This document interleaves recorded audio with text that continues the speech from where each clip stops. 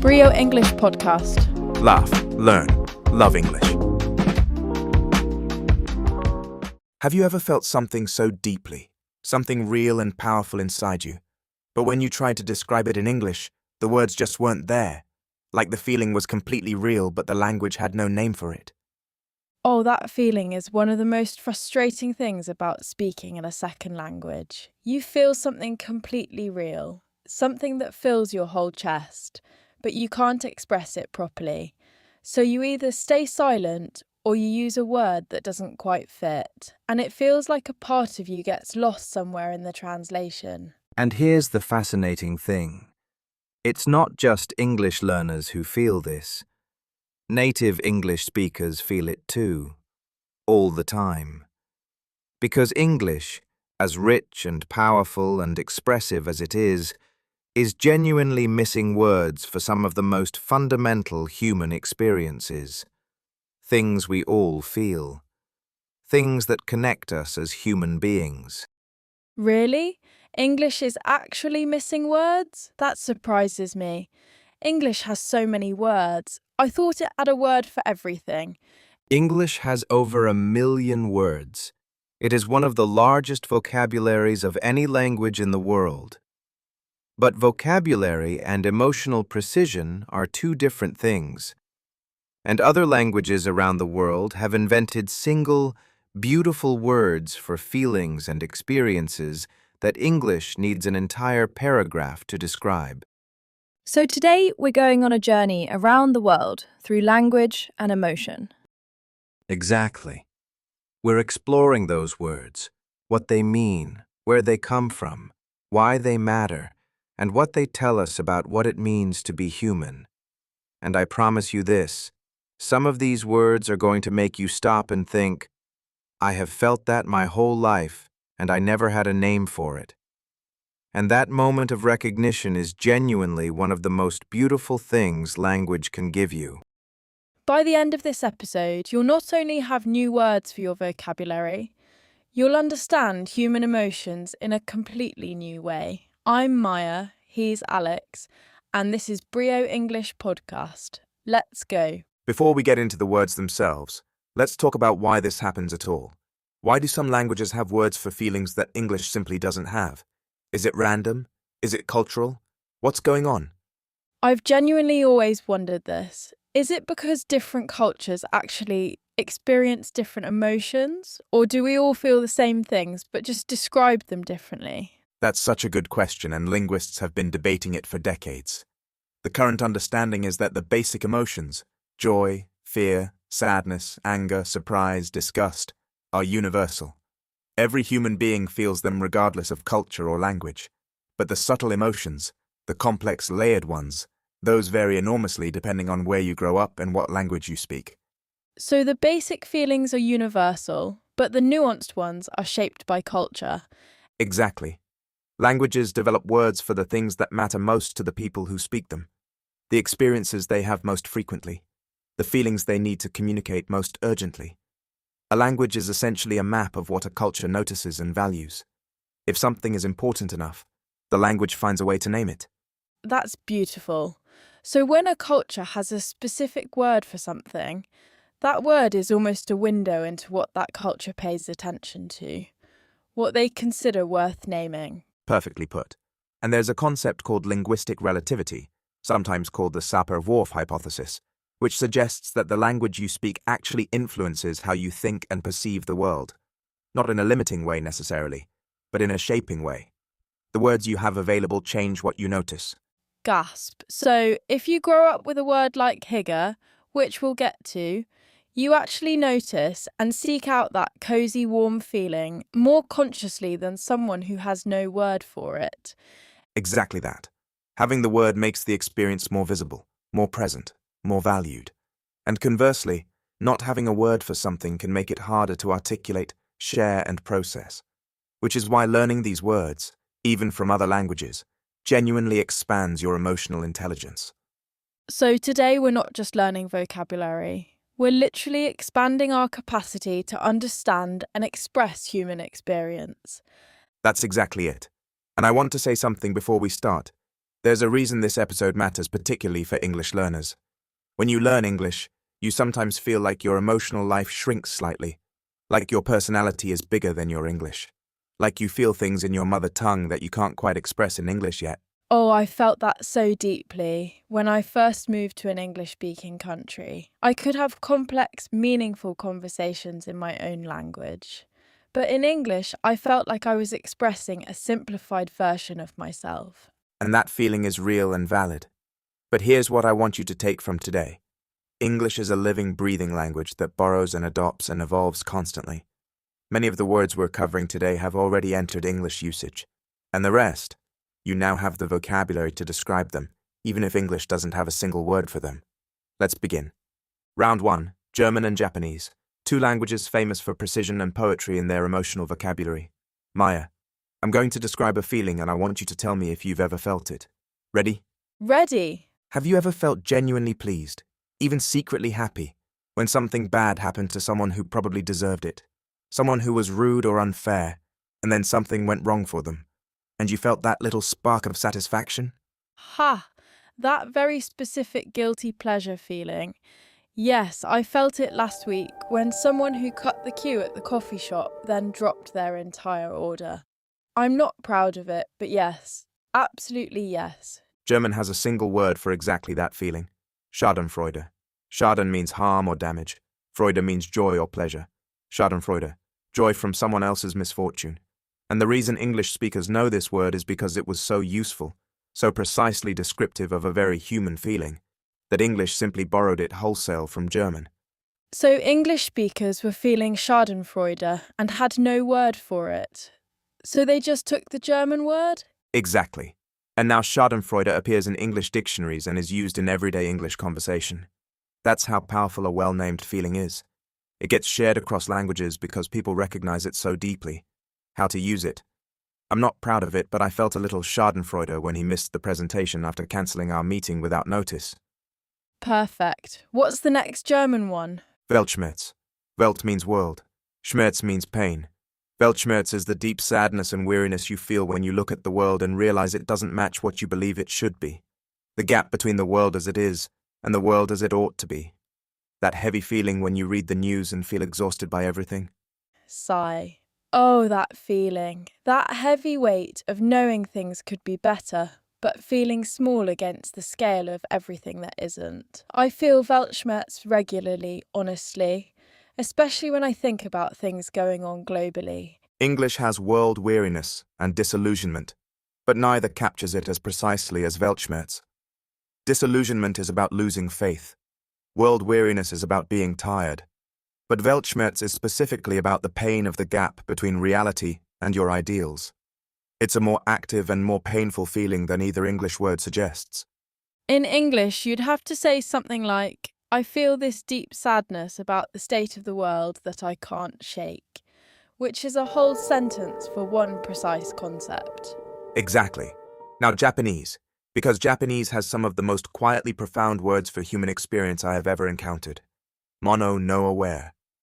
This phrase translates roughly as the pathos of things, or an empathy toward things. It's the bittersweet recognition of impermanence, the awareness that beautiful things are beautiful partly because they don't last. Oh, that feeling watching cherry blossoms fall, or the last light of a perfect sunset, or your child's last day at primary school. Beautiful and heartbreaking at the same time, because you know it's ending, you know it won't stay. And mono no aware is actually central to Japanese aesthetics. It influences poetry, art, film, garden design. The Japanese have built an entire cultural philosophy around this feeling that English just calls bittersweet. But bittersweet is too simple.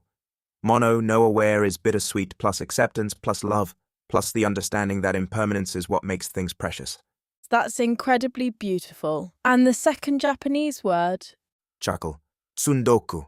Much lighter than mono no aware. Tsundoku is the habit of acquiring books and letting them pile up unread. The optimism of buying a book you intend to read. The gentle guilt of knowing it will probably join the stack. The complicated pleasure of owning books whether or not you read them. Ha! I have a very serious chronic case of Tsundoku. My bedside table is genuinely a structural risk. Books absolutely everywhere. My partner asks regularly if I've read any of them, and the honest answer is some of them. Eventually. Maybe. Every book lover has Tsundoku.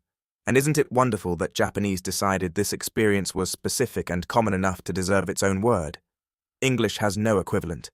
We'd say, I have a lot of books I haven't read yet, which has none of the affection and gentle self-awareness of Tsundoku.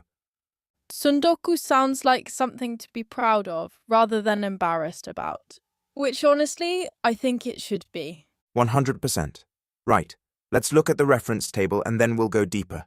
Alex, before we go into round 2, can I get a bit personal for a moment? Because these words are genuinely moving me, and I think it connects to something important for our listeners. Please, yes. This is exactly the kind of conversation I hoped we'd have today. When I moved to an English-speaking country and was building my English, one of the hardest things wasn't grammar. It wasn't vocabulary.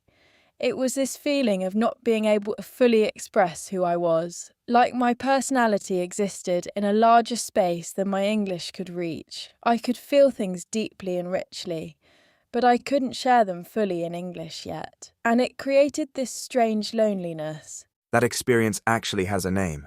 Portuguese, Saudade, which we'll cover in round 2. But what you're describing, that feeling of a part of yourself being inaccessible in a new language, is something so many people who learn English as a second language experience, and it's rarely talked about openly. Does it get better? Because I want our listeners who are feeling that right now to know. It absolutely gets better. And something interesting happens. As your English deepens, you don't just translate your existing emotional vocabulary into English. You actually develop new emotional nuances that only exist in English. You become emotionally richer in both languages. Not halved, doubled. Oh, that's a beautiful way to think about it. You're not losing your emotional language, you're adding to it. Exactly. And that's actually what today's episode is really about. Every word we cover today, whether it comes from German or Japanese or Portuguese or anywhere else, is expanding your emotional vocabulary, not replacing English, adding to it, making you a more articulate, more empathetic, more emotionally intelligent person in any language. And here's something that strikes me about all the words we've covered so far. They're all about feelings that connect us. Schadenfreude, everyone has felt it. Mono no aware, everyone has experienced impermanence. Tsundoku, every book lover everywhere. That's the most important insight from all of this. These words exist because human beings needed to name shared experiences. And the fact that every culture has its own words for universal feelings tells us something profound. We are all feeling the same things. We just don't always have the same names for them. Underneath every language barrier, we are the same. That genuinely moved me. Okay, round 2. I need something slightly lighter after that. Round 2 has some beautiful ones, and one that will make you laugh. Let's go. Round 2. Scandinavian languages and Portuguese. These cultures have developed some of the most emotionally intelligent and philosophically rich vocabularies in the world. Let's start with one you've probably heard. Maya, have you heard of Hygge? Yes, Danish, right? It's become quite popular in English. I see it in magazines and cafes and lifestyle articles everywhere now. Danish and Norwegian, pronounced Hygge, and yes, it has genuinely entered English usage in recent years. Hygge is the feeling of coziness, warmth and contentment that comes from simple pleasures enjoyed in good company. A warm drink on a cold evening, candles lit on a dark winter night, a blanket and a book while rain falls outside, good food shared with people you love, that specific feeling of warmth and safety and enoughness. Just describing it makes me feel warmer. English has cosy, but Hygge is so much deeper than cosy. Cosy is just a temperature and a texture. Hygge is an entire emotional state. It's coziness combined with gratitude and presence and connection. And the feeling that right now, in this moment, everything is exactly as it should be. That's a beautiful description of Hygge. And Danes actually prioritize Hygge as a life value, not just a pleasant accidental feeling, but something they actively create and protect. They light candles deliberately. They cook together intentionally. They choose environments that generate Hygge. It's a life philosophy as much as a feeling.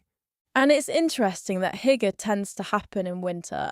which in Denmark is very long and very dark. The Danes essentially invented a philosophy for finding joy and warmth in the coldest, darkest times, which feels very relevant to anyone going through a difficult period of life. I hadn't thought of it that way, but you're absolutely right. Hygge is partly a response to darkness, which makes it all the more powerful. Swedish next. Swedish, Lagom, pronounced Lagom. Lagom means not too much, not too little, just the right amount, the perfect balance, the Goldilocks of feelings. But more than just describing a quantity, Lagom is a whole Swedish cultural value about moderation, contentment, and sufficiency. The idea that enough is actually enough, that you don't need excess to be happy. English has just right and in moderation, but neither of those feel as satisfying as Lagom. Lagom sounds like contentment, like choosing simplicity not because you can't have more, but because you've genuinely decided more isn't better. Exactly. And Swedes apply Lagom to everything. Work, food, relationships, possessions, ambition. Not too much, not too little. Lagom. It's almost a corrective to the culture of excess and more is better that dominates a lot of modern life. I think Lagom might be the philosophy I've been looking for, without knowing it had a name. Ha! Now Portuguese, saudade. Perhaps the most famous untranslatable word in the entire world. Saudade is a deep emotional state of nostalgic longing for something or someone you love that is absent. It could be someone who has left your life, a time that has passed, a place you miss, even something you've never had but feel somehow that you were meant to have. It's the feeling of missing someone who is still alive, missing a version of your life that once existed, or, and this is the one that really gets me, missing a future that now will never happen. A dream that didn't come true. Saudade for the life you imagined. Portuguese people say that saudade is the soul of their culture, that you cannot understand Portugal without understanding saudade. It appears in their music, fado, which is built entirely around this feeling. It appears in their poetry, their literature, their conversations. It's not considered a sad word. It's considered beautiful, because the love inside the longing is the point. English has nostalgia, but nostalgia is lighter, more pleasant. Saudade is deeper and more permanent. Nostalgia you can shake off. Saudade stays with you, but you don't necessarily want it to leave, because it's connected to love. Perfectly put. And one more for this round. Finish. Sisu. Sisu isn't exactly an emotion, it's more a quality, an inner resource. It's the extraordinary determination and grit and resilience that allows a person to do what needs to be done, even when it feels utterly impossible. When everything says stop, Sisu says keep going. English has grit and resilience and determination, but Sisu sounds different. More primal, more desperate in a way. Like the last reserve of strength you didn't know you had. Exactly. Sisu is what happens when you've already given everything, and then you find more. It's beyond determination. It's something Finns consider a national characteristic, the ability to survive and endure and keep going through impossible conditions. And I find it genuinely inspiring that a culture decided to name that quality and make it part of their identity. Round 3. My absolute personal favourite round of this entire episode. These are words from other languages for feelings that every single English speaker has definitely felt, but has never had a word for. These are the words English is missing most urgently. Oh, I love this one. Let's go. First, Tagalog, the language of the Philippines. Gigil. Gigil is the overwhelming physical urge to squeeze or pinch something that is unbearably cute. A puppy, a baby, a tiny kitten. That feeling where your hands just want to grab and squeeze and you genuinely don't know why your body is responding this way to cuteness.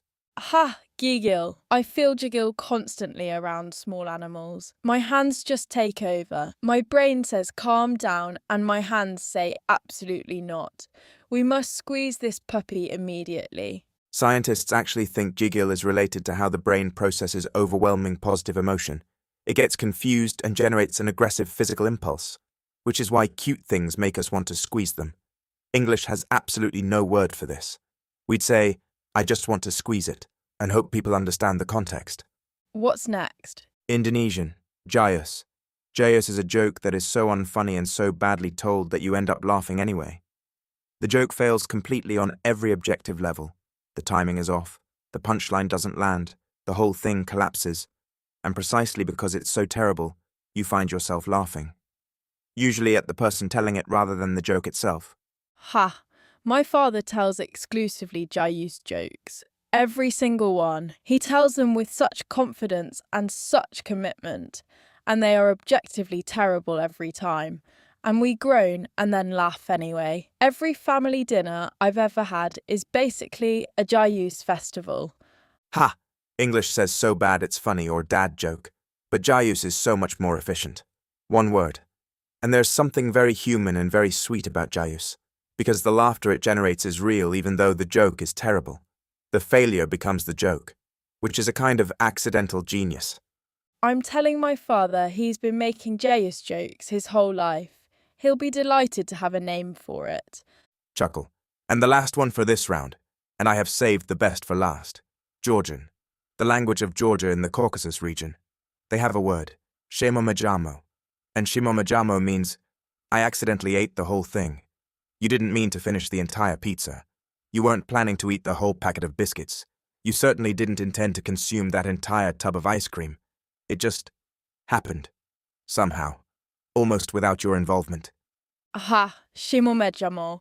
I have had so many Shemomedjamo moments. It is genuinely concerning. The whole bag of crisps, the entire bar of chocolate, the leftover pasta that was supposed to be lunch tomorrow. Shemomedjamo. Every time. Every person on earth has experienced Shemomedjamo. And isn't there something beautiful about a language that decided this experience was universal and important enough to give it a name? English says, I ate too much, which sounds like a confession. Shemomedjamo sounds like something that happened to you, almost against your will, which is exactly how it feels. I am using Shemomedjamo in everyday life from this moment forward. If anyone questions me, I'll send them this episode. Now the practical section, because knowing these words is fascinating. But how do you actually express these complex layered feelings in everyday English when you don't have a single word for them? This is so important because the goal isn't just to know the words exist, it's to become better at expressing emotion in English generally. More articulate, more precise, more able to share what's actually happening inside you. And the good news is, English is actually very good at building emotional descriptions from combinations of words. The key is learning the emotional vocabulary building blocks. Let me give you 4 tools you can use immediately. Tool 1. Intensity words. These go before your emotion and show how strong it is. The range goes, slightly, quite rather, really, very deeply, profoundly, overwhelmingly. I'm slightly sad versus I'm profoundly sad. The same emotion at completely different intensities. Using intensity words precisely makes your English feel more sophisticated and more honest. Tool 2. Combination emotions. English is actually very good at acknowledging that feelings are rarely simple and pure. We have bittersweet, conflicted, ambivalent, nostalgic, wistful, melancholy, apprehensive. These words all acknowledge complexity, that you can feel 2 things at once, that emotions overlap and mix. Tool 3. Physical descriptions of emotion. English speakers very naturally describe feelings through physical sensations, and it's incredibly expressive. My heart felt heavy. There was a warmth spreading through my chest. I felt a tightness in my throat. My stomach sank. These physical metaphors connect emotion to the body, and they're deeply understood by any English speaker. Tool 4, and this is my personal favourite. The you know that feeling when construction. This might be the single most powerful tool in English for describing emotions that don't have names.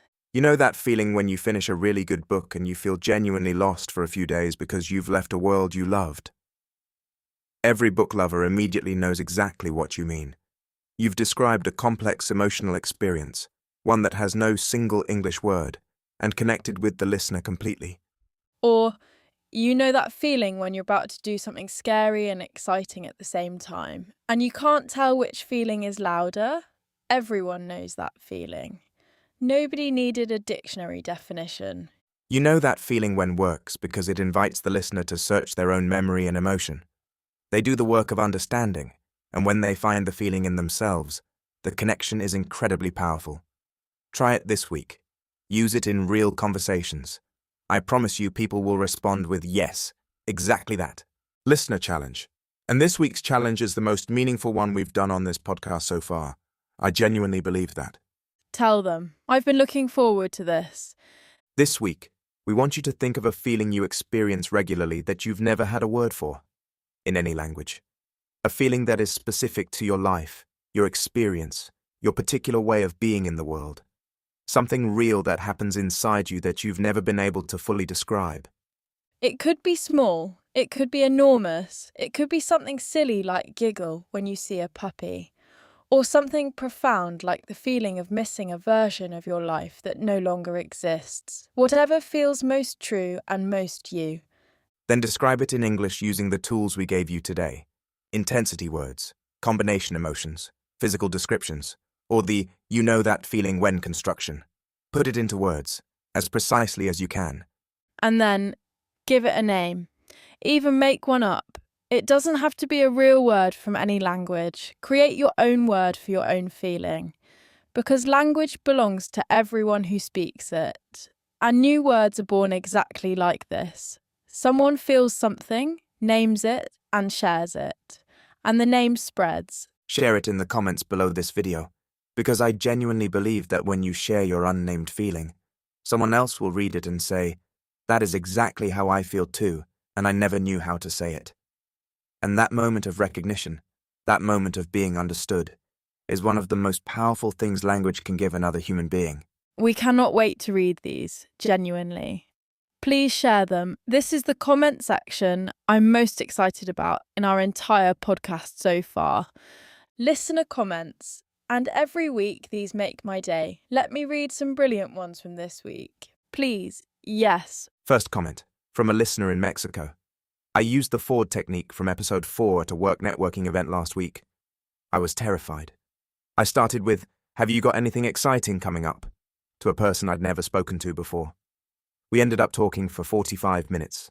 I made a genuine friend. I have never done that at a networking event in my life before. Thank you, Brio English podcast. You changed something for me. 45 minutes from one question.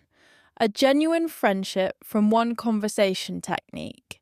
That is threading working in real life. That listener went from dreading a networking event to leaving with a new friend. That is everything this podcast is for. Second comment, from a listener in Vietnam. I have been studying English formally for 8 years.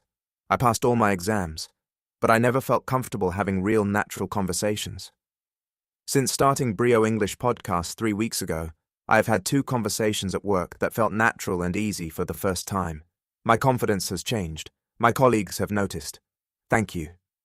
8 years of formal English and 3 weeks of Brio changed how conversations feel.